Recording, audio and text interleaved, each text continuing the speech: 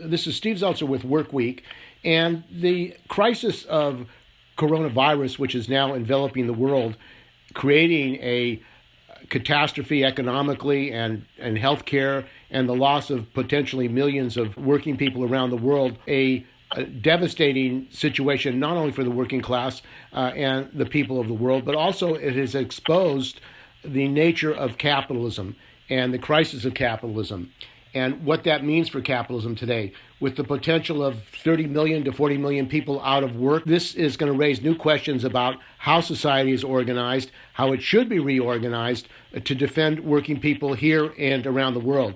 And joining us on WorkWeek is William Robinson, who is a professor of sociology at the University of California at Santa Barbara. He's an upcoming book he's written called The Global Police State, will be published by Pluto in 2020, in July. And also he's been an expert on the role of NAFTA and the role of the United States and multinationals in Mexico. Welcome to WorkWeek, William. Pleasure to be on. So, William, you've written an article and done some examination about the corona crisis and the crisis of global capitalism. What is the new world situation with global capitalism and the relationship of coronavirus to that crisis? Well, we need to be clear that all the virus did is trigger a crisis that was waiting to happen. This is a chronicle foretold. Global capitalism has been a deep crisis, and I think we need to point out three dimensions of that crisis.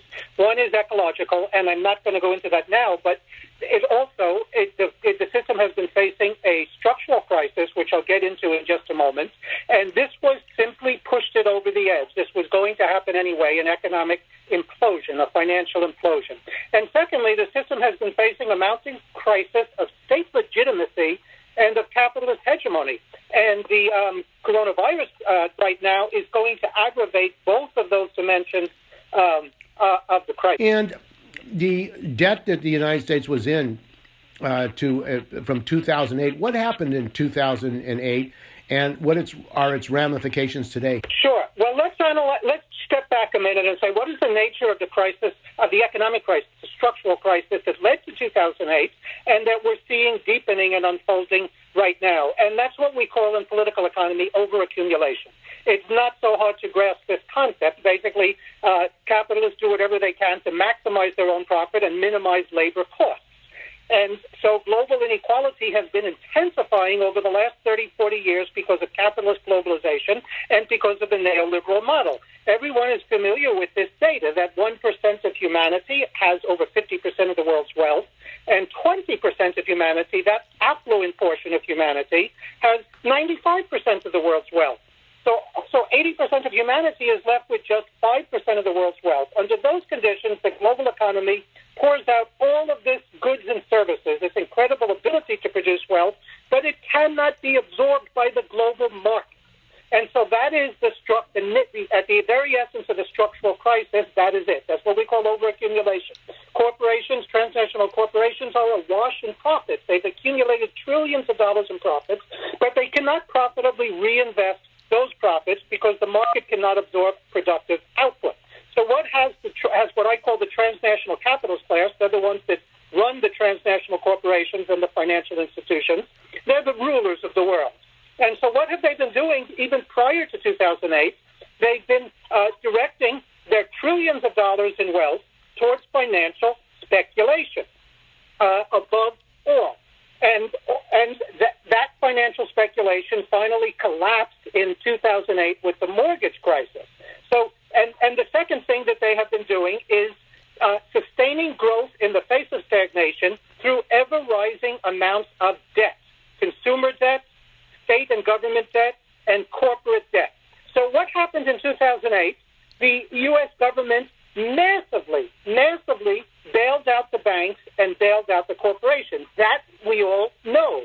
And in fact, there's a little-known piece of data, and this was released by a congressional investigation, so it's not just a leftist assumption, that $17 trillion was spent in bailing out the global banks and corporations in 2008. But here's the thing.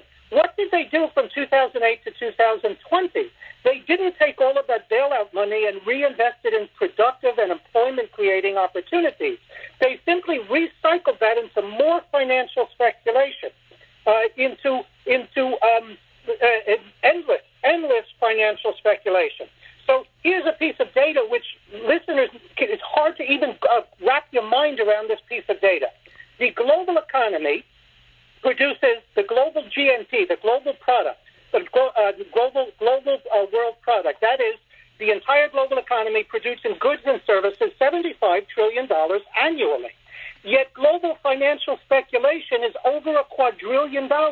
in derivatives, it was $1.2 quadrillion in 2018. So look at that. The real economy produces $75 trillion worldwide in goods and services. Speculative economy is over $2 quadrillion. That's this enormous gap. And that gap had to pop. It had to break. You couldn't continue with that type of a gap between the real world economy that we all depend on and this fictitious economy of a global casino. And so that snapped in 2008. But it would have happened in 2019, 2020, 2021 with something else. It was just by chance this coronavirus which triggered that collapse. Now, there's a second dimension, too, that I want to emphasize. The other thing that has kept the global economy going since the 2008 collapse, and even before then, has been credit. Consumer credit just in the United States is already $17 trillion. It's highest than it's ever been, and all around the world, in the rich countries, but even throughout the big countries of the global south, in China, in India, and Brazil, consumer credit is reaching the maximum point, consumer debt. And any default on consumer debt will also throw the global economy into a tailspin, and people can no longer take on any more debt. So in any case, the global economy faced a deep structural crisis, and anything would have been the trigger. It simply happened to be the virus. So this crisis now, where the economy is collapsing, we face 25 to 40 million workers unemployed in the United States. It already went up today, 6 million, over 6 million in one week. That means that working people aren't going to be able to pay their bills, and that means that these companies are not going to be able to function. What is going to happen to the economy now as a result of this popping of the bubble of cap speculation? Well, there's two things. The first thing, that even after this virus is taking a heavy human toll, but it's going to be over, whether it's in 3 months, 6 months, early in 2021. But we're going to be left in a global depression. The amount of relief being given to workers and the unemployed in the United States and around the world are just a few little crumbs, a little bit of crumbs. So we're going to be moving into a depression which is going to look something like the 1930s, maybe even worse. And here's the thing. So with these depression conditions, we have to then focus on the second dimension of global crisis that I mentioned, which is a crisis of state legitimacy, a crisis of capitalist hegemony. It's already beginning, even in the midst of the pandemic. It's already beginning. There's a global revolt underway at all levels. There's going to be civil strife. There's going to be political conflict. There's going to be social upheavals, and that's going to go on for a long time. And it could push the whole global economy and society in many different directions. But what I'm most scared about here is that the ruling groups and the authoritarian capitalist states that run the world are going to consolidate and deepen what I've been referring to as the global police state. And they're going to do so for two reasons. One, to maintain their grip on power in the face of the upheavals that are coming, that are definitely coming. And secondly, they're going to expand the global police state because systems of repression and mass surveillance and mass social control and military and social conflict are also very profitable. So when the corporations can't make any more profit in other ways, then they're going to turn to making profits through social control and repression. It's what I've been calling militarized accumulation. But I really want to focus on the repressive dimensions here, because let's look at what's happened around the world just in the last few weeks. All of these governments, and again, the vast majority of the world's governments, they're authoritarian state capitalist governments. They're not workers' governments. They're not governments in the interest of the masses. And they've been decreeing emergency decrees. And maybe we need those emergency decrees and emergency powers in order to face the health emergency. That might be true. But these governments in these states are going to utilize the consolidation of their centralized power and their emergency powers to repress the mass of humanity once the health crisis is behind us. Look right here in the United States. The listeners, I'm sure, realize that the Trump administration has already proposed that there be a suspension of the Constitution. And already several states, and this is spreading throughout the states, have said they're going to make a criminal felony if anyone protests fossil fuels, because fossil fuels is a vital service now in the face of the economic crisis. The same thing is taking place in Europe. The same thing is taking place all around the world. And so that is my biggest fear, that after the health dimensions of this crisis passes, a global police state will be consolidated, and the crisis, both the depression, the economic depression we're headed towards, and the lingering effects of the virus is simply going to be a smokescreen to legitimate the intensification of this global police state. Now, before I conclude this point, I just want to say that the future is wide open, because I'm talking about what the ruling groups are going to do from above. But the masses from below are involved already. We see a rebellion from below, and we see an organized rebellion. We see the auto workers in the United States went on a wildcat strike to demand that their plants are closed until they can be safely reopened again.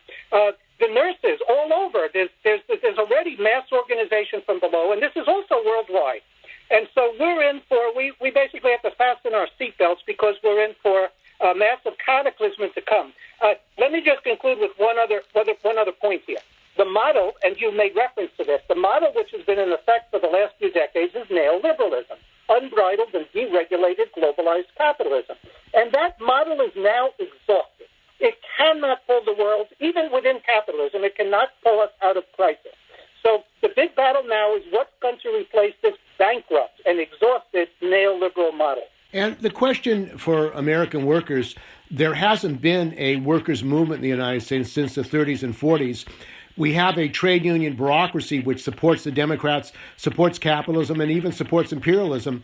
And workers right now are not getting protection. Essential workers, UPS workers, transportation workers, longshore workers, delivery workers, they're not getting the protection they need, even when they have a union. The union, in most cases, are MIA. Do you see a workers' movement that begins to organize independently, and you see the likelihood of general strikes of workers saying, as a class, we're going to fight capitalist control and the program of the billionaire? Well, yes, absolutely. And we can learn something from history here. Let's remember what happened in the 1930s.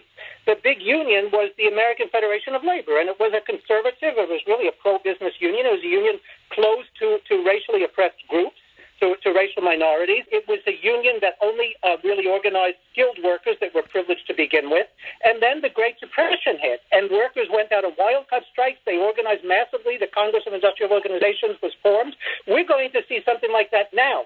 But we also have to remember that the working class, the global working class, but here we can talk about the U.S. contingent of the global working class, looks very, very, very different than it did in the 1930s. Besides being a working class, which is, at this point, I believe it's majority female. I mean, it's a female face of the U.S. and global working class, but it's also a rainbow face of the working class. But the other thing going on currently, there's two other things that are very important to emphasize. One is that a giant portion of the working class in the United States and worldwide is now precarious. They conduct precarious labor, whether it's Uber drivers, whether it's in the informal sector, whatever it is. They don't have the stable employment. They don't have the fixed employment relation that you saw in the 20th century. So that is another dimension of what's going to be and what already is workers' rebellion. But now there's another dimension we need to emphasize here, and this is critically important.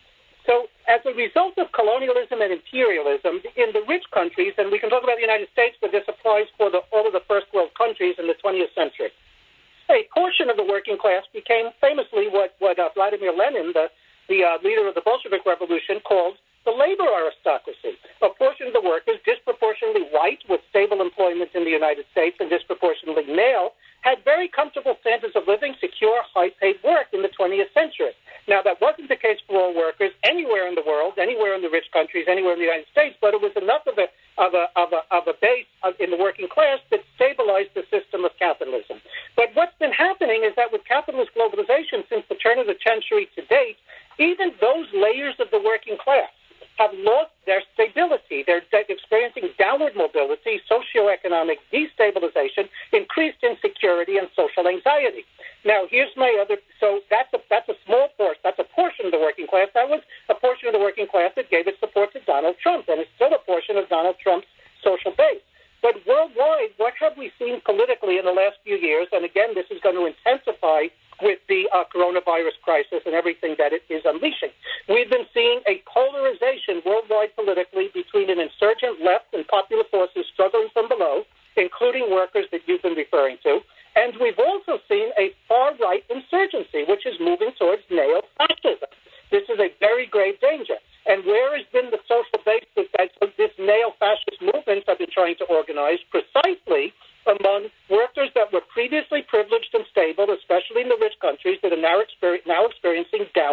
mobility and destabilization.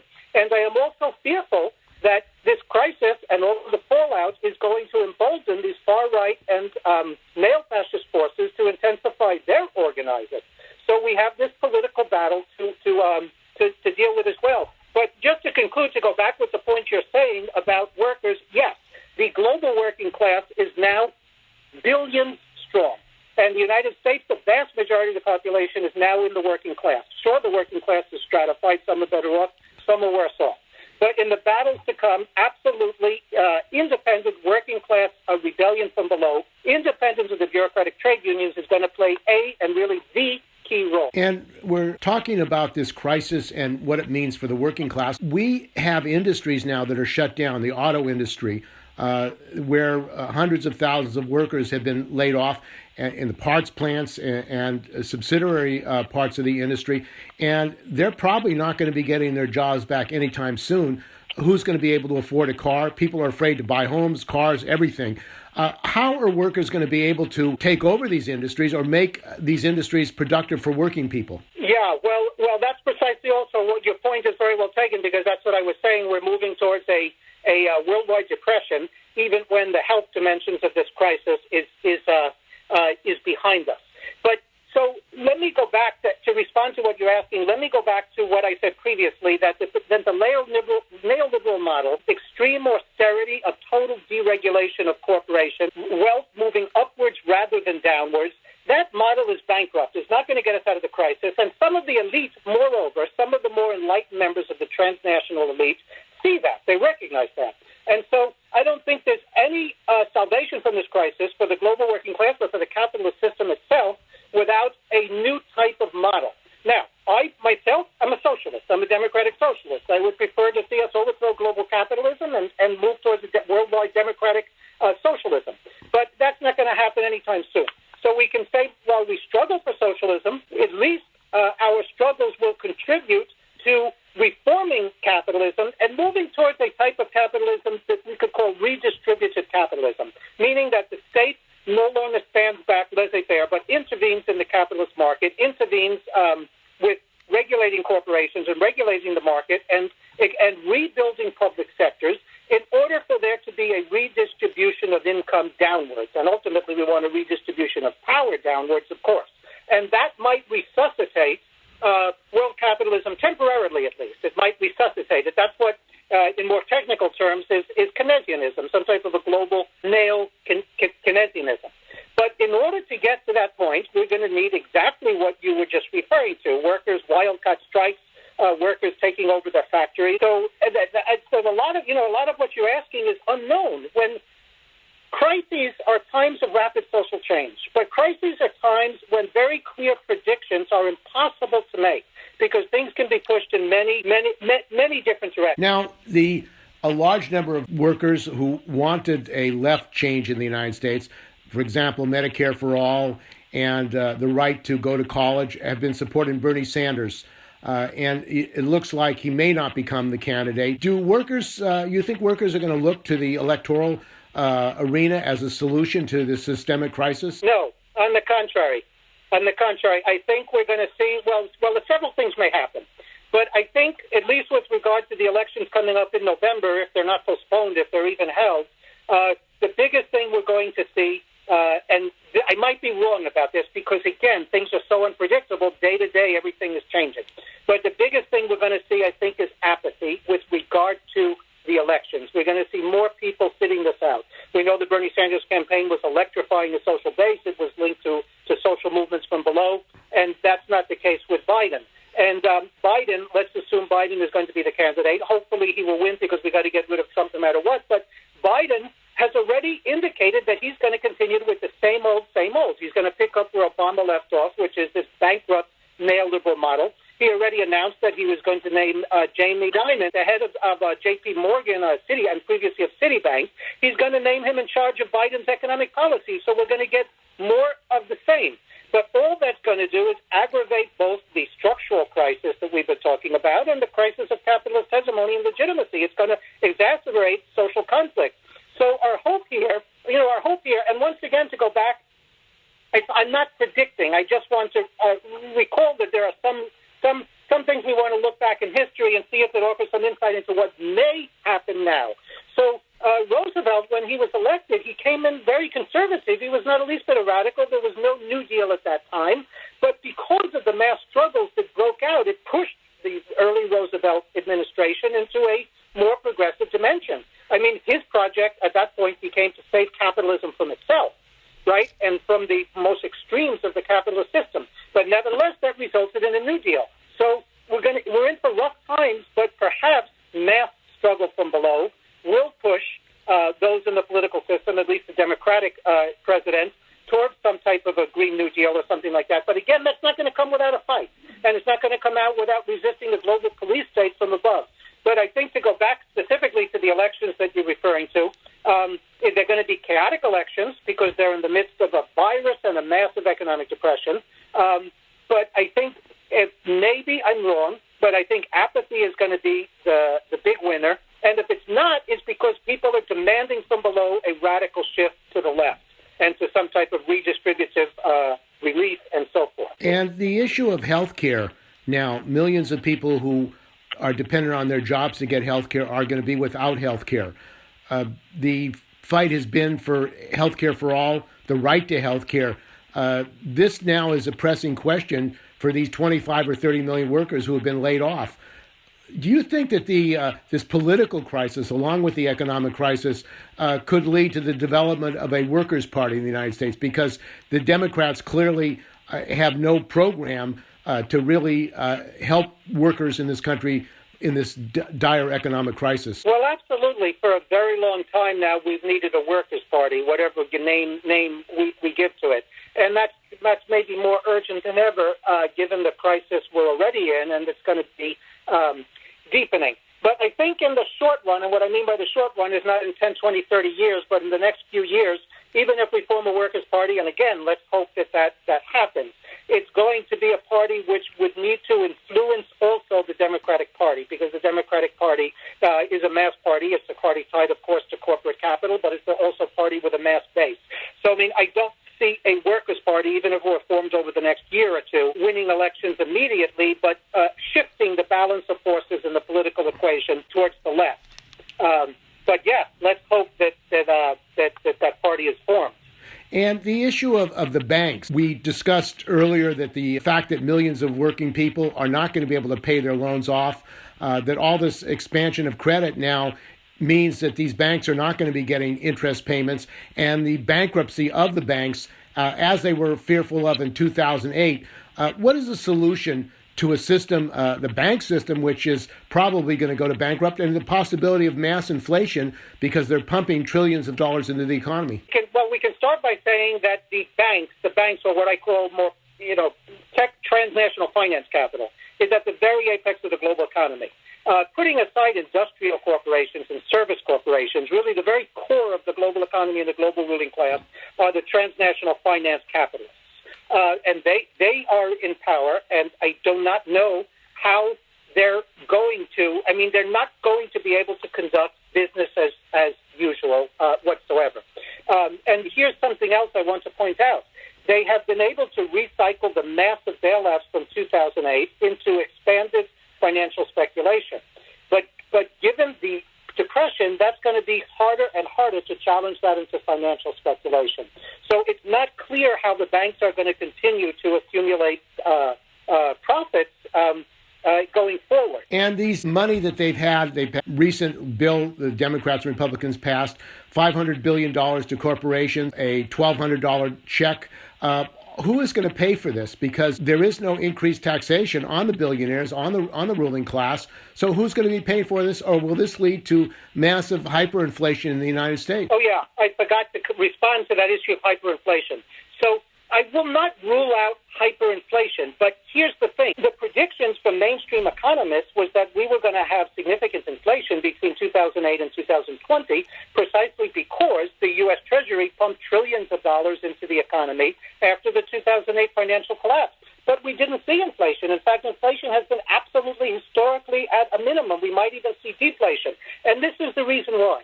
If trillions of dollars were going to working people that could actually consume, then general demand would raise. And when you have an increase in demand, of course, you have a rise in prices without a significant increase in supply.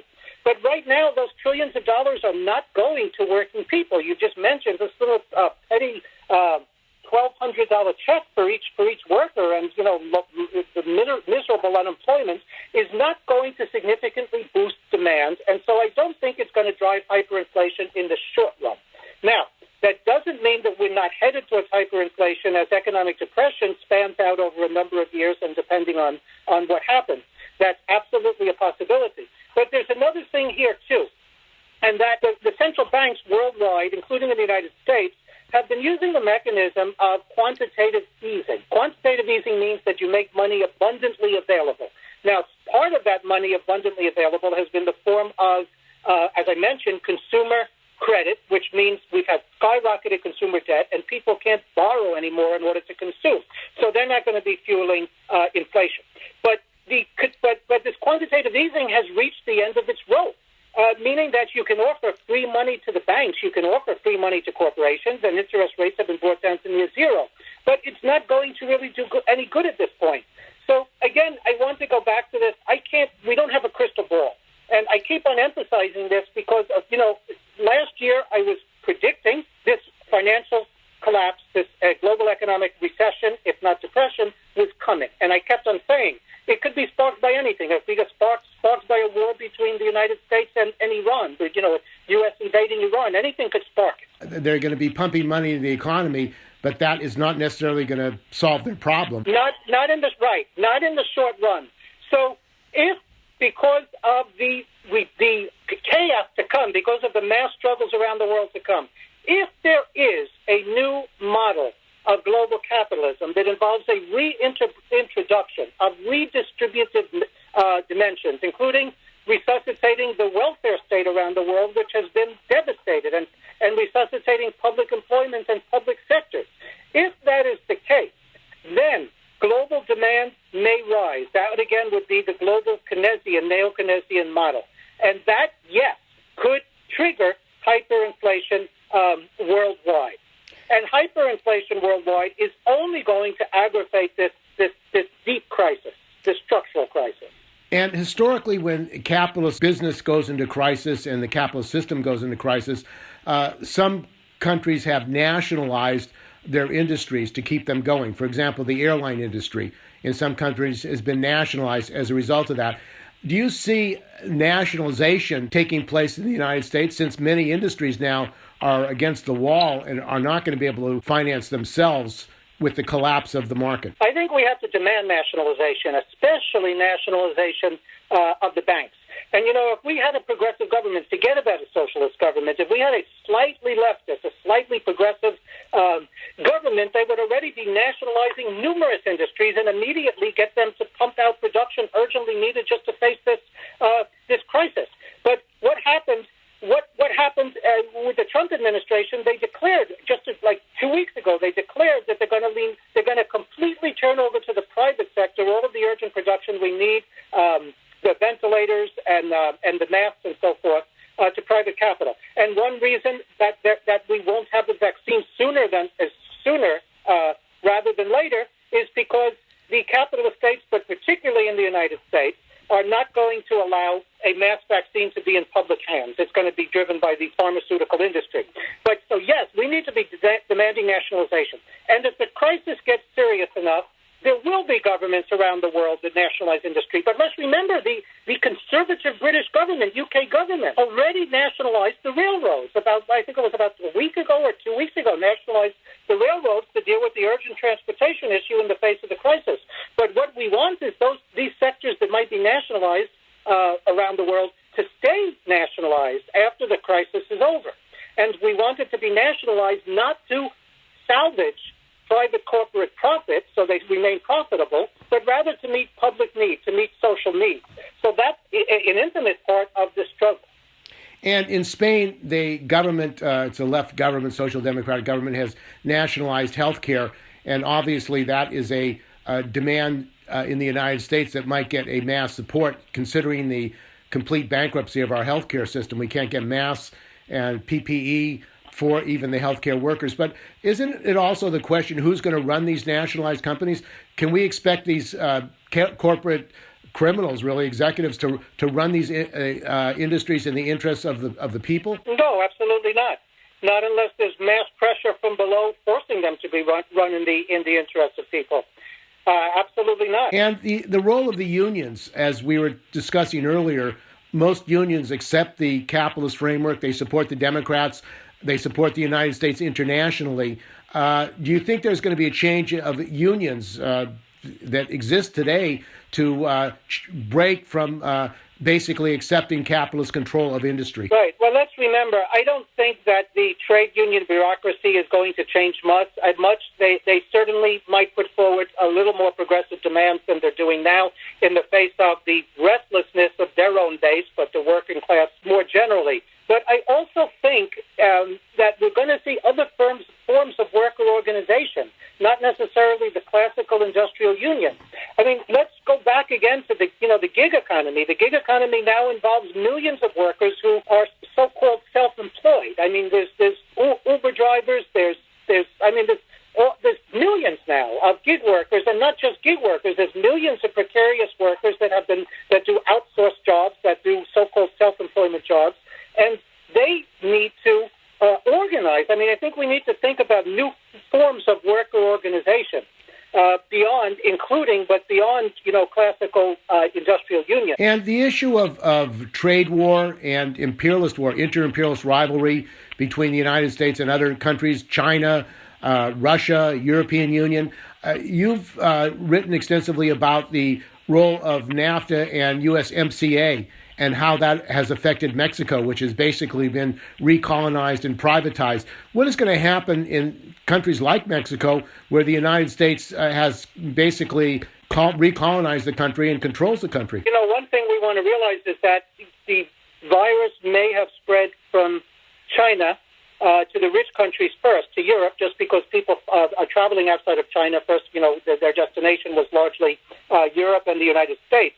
But it's now spreading throughout Latin America, Africa, the Middle East, and other parts of Asia. And there the consequences are going to be absolutely devastating and absolutely deadly. I mean, this is. I mean, I don't even want to fathom the dimensions of the human crisis that is going to be unleashed in the global South. But of course, the transnational corporations disproportionately located in the global North in the United States are going to take advantage of this crisis to try and gobble up more resources in the global South, try and extend their control over the global South.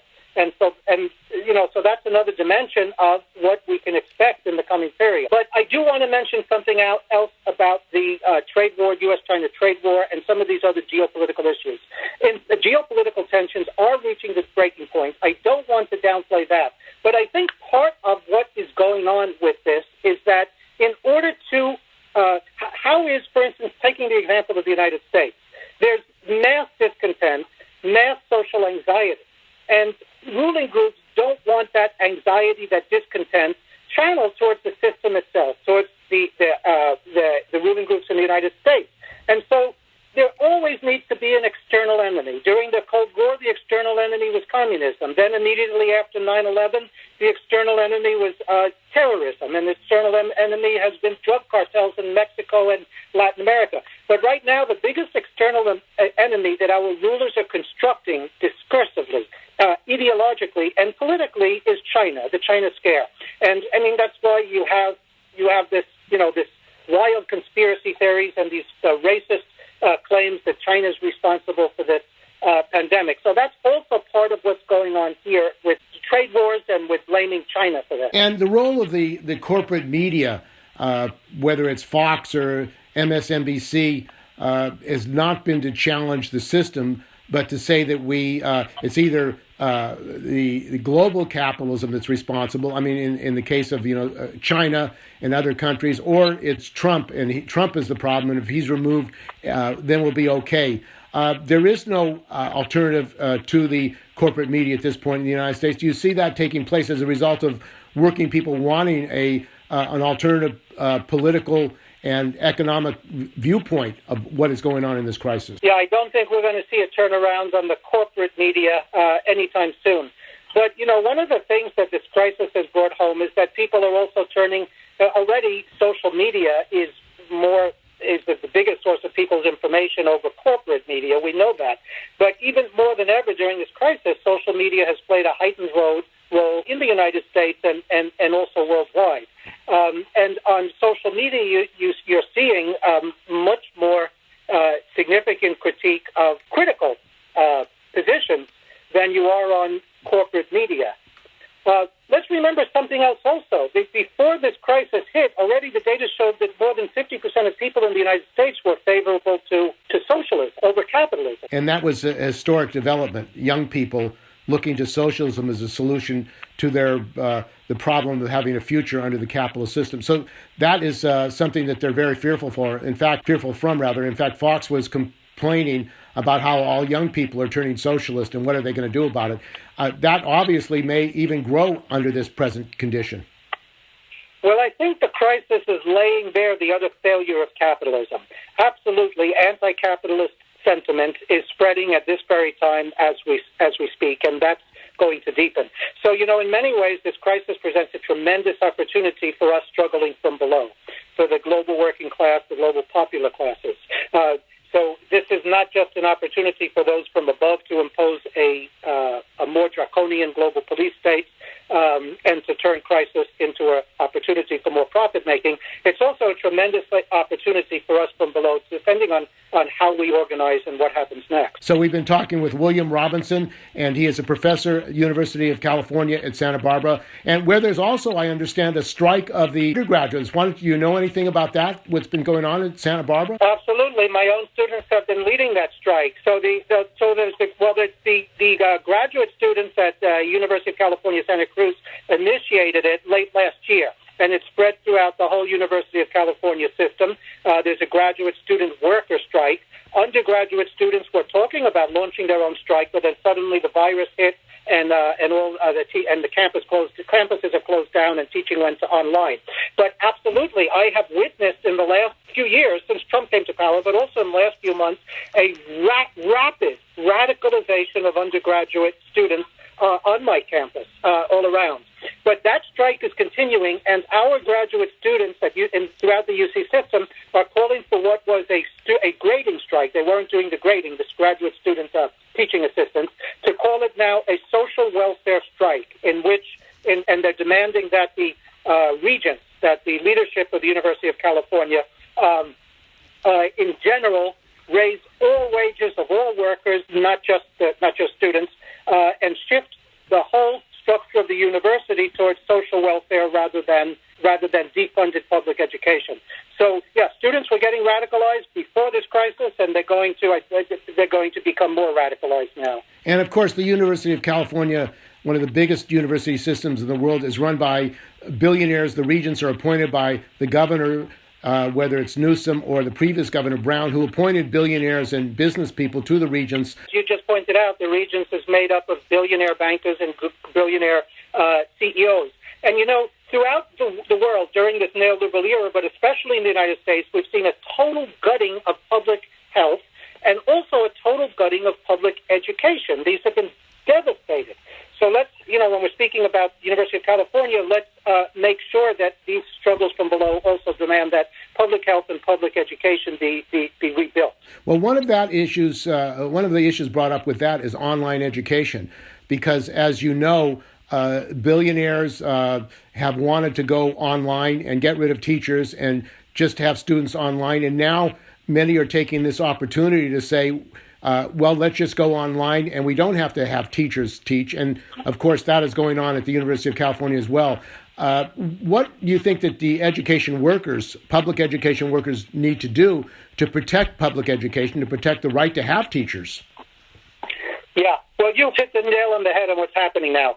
Online education can be more easily commodified than, in-person public education, because online education involves so much privatized corporate participation, from the platforms that are used and all of the software and then, of course, you make a lecture, and then the lecture can be appropriated by privately appropriated. And let's not even talk about charter schools that are spreading like wildfire and gutting public education. So yes, this is part of our struggle is to not fall into online education. And I was mentioning that the students at the University of California are calling for now a general social welfare strike, and part of that also is resistance against a general shift to online education. And, there's two types of education. There's education for the masses of people, poor and working people. And what does the system need those poor and working people to learn? Just the very basic literacy and numeracy skills so they can be de-skilled workers in the global economy. And then, of course, they need the more high-skilled professional strata of workers and future elites. And those are the ones that are not going to be subject to online education. So this is deeply a class issue. And this social welfare strike of the graduate students, you think that might spread nationally to other workers in other industries? Yes, I think so. I think that the crisis, the economic crisis, triggered now by the pandemic, is certainly going to extend those types of demands. I don't know to what extent the graduate students here at the University of California are able to get their current struggle out for a social welfare strike quickly enough for it to become more generalized, throughout the economy. But it's certainly a first step in that direction. But I think that's happening anyway. I think if you see the demands being made by the healthcare workers, by industry workers, by the transportation workers, by the Amazon workers, they're demanding in the first instance immediately, they're demanding protection and hazard pay, but they're also they're putting forward more general demands, more general social welfare demands. And that's absolutely, I think, where these struggles are going to go as soon as we can go outdoors again. Okay, well, I want to thank you very much for joining us. We've been talking with William Robinson, a professor at University of California at Santa Barbara, and he's been examining the coronavirus and what it will do to global capitalism and what it means for the working class of the United States and the world. So thanks for joining us on WorkWeek, William. My pleasure. Thank you for having me on.